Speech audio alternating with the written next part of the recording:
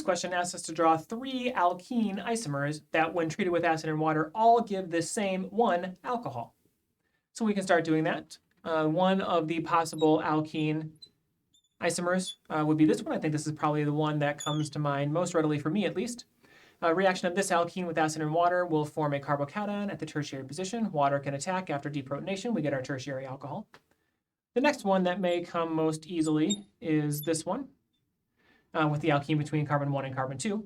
When this alkene between carbon 1 and carbon 2 reacts with H3O+, it will form a carbocation at the Markovnikov position. Water can attack, deprotonation will give us the same alcohol.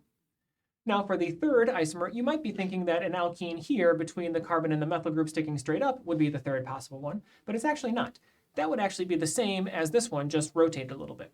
If we name them, they would still be the same name. It would still be 2-methyl-1-butene, or 2-methyl-but-1-ene.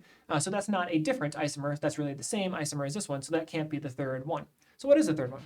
The third one would be this one here with the alkene between 3 and 4.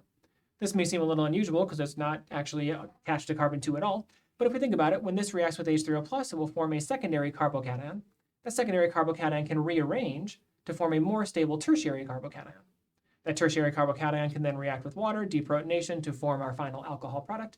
These are the 3 isomers of C5H10 that will all form the same one alkene upon treatment with acid and water.